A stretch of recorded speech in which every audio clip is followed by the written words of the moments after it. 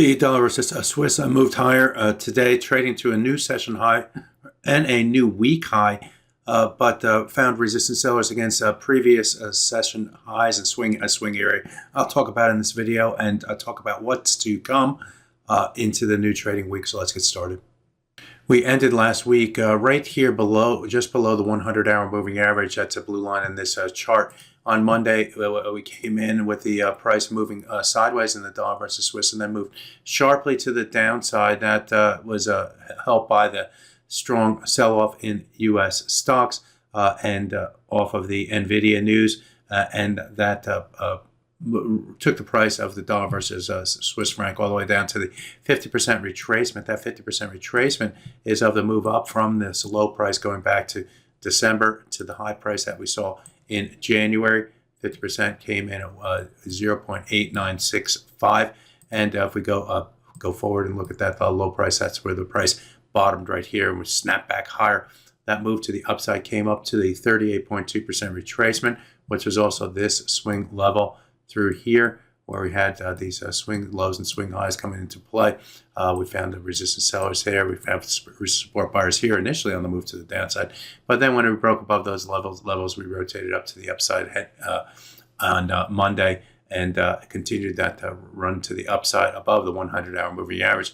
Admittedly, we moved above and below that moving average before rotating to the higher, and then also moving above the 200-hour moving average.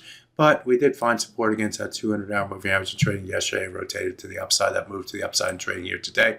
Came up to this swing area here, where we had these different swing lows and highs through here.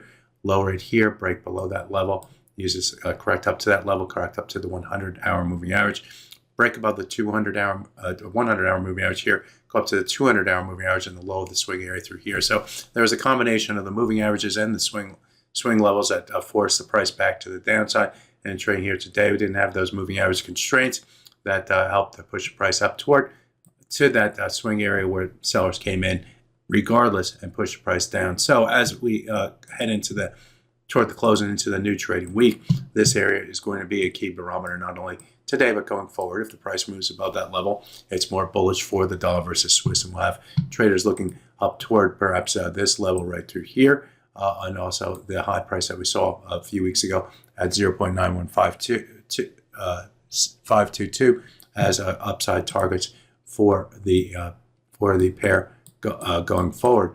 If we get it above that level and opens the door for further upside momentum with the high price that we saw in the month of January, all the way up at 0.9200. Conversely, if we stay below this level here, then we'll have traders looking toward this area right through here, which was a swing area, and then up toward the rising 100 and 200-hour moving averages, which are now converged, but the 100-hour moving average is about to cross over that 200-hour moving average. You can expect it to lead the way to the upside, moving toward the swing at level right here at 0.9077 in the process. But this would be the progression right now for the pairs with the break below the 100 and 200-hour moving average.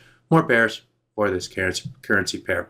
So there's a little bit of something for everybody. The inability to move above this swing area keeps the sellers in play, but they certainly have work to do, including getting below the 0.9077 level, and then the 100 and 200-hour moving averages on the downside. My name is Greg Michalowski. Good fortune with your trading. Bye-bye now.